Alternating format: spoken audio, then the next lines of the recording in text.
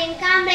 आज आम्ही चौथीची विद्यार्थी. मला शिकायचे हा नाटिका सादर करणार आहोत. माझे पात्र आहे आई. अंजली शरणजन कांबळे. माझे पात्र आहे सकाराम. नाव शिवानी आकाश कांबळे. माझे पात्र आहे स्नेहा.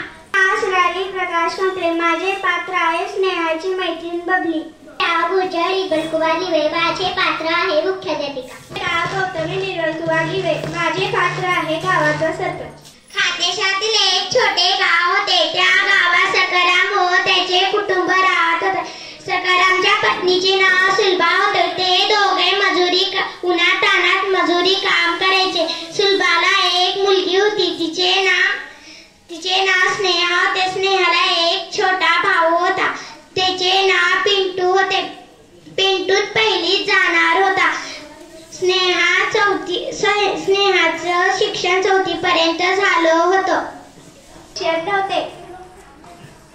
दिवशी सकाराम व त्याची पत्नी कामावरून आले.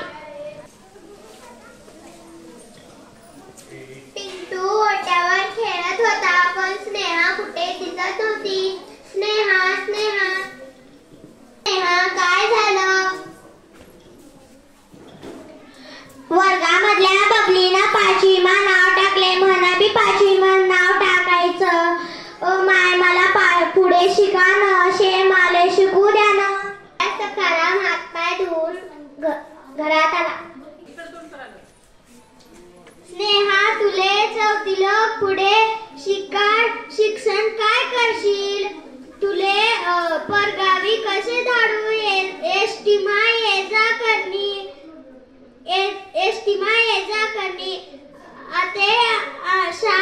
आते माझं ऐक.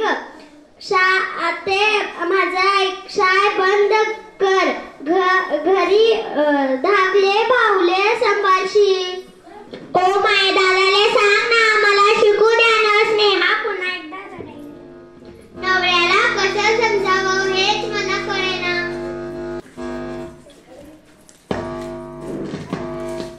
कायद्याप्रमाणे मुलीला शिकावंच लागेल. तुमची काही अडचण असेल तर ते आपण सोडू. पण स्नेहाला शाळेत पाठवा. पुढे शिकू द्या.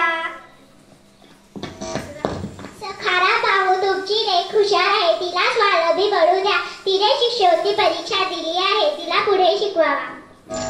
तुझी पोरगी एवढी भरी बबली तिच्या वर्गामधील अर्धा तास अंतरावर मला लेक संख्या जाई. ती मुख्याध्यापकांनी बोलायला सुरुवात केली. सखारा भाऊ तुमची लेक हुशार आहे. तुम्हाला माहित आहे का आपल्या जिल्ह्याचे जिल्हाधिकारी कोण आहे? एक महिलाच आहे. तालुक्याच्या इन्स्पेक्टर पोलीस म्हणून एक महिलाच आहे. शेजारच्या त्या गल्लीतली त्या दामू अड्डाची लेक. गेल्या वर्षी डॉक्टर झाले. माहित आहे ना तुम्हाला? अजून किती उदाहरणं द्यायची. आता कित्येक वकील, डॉक्टर, इंजिनियर हे सर्व महिलाच आहेत. त्या साऱ्यांच्या पालकांनी तुमच्यासारखाच विचार केला असता तर. कष्ट करू रक्तानं करसू, पण मने ओरडू शिकाडसू. स्नेहा सकारामकडे पाहिली. ती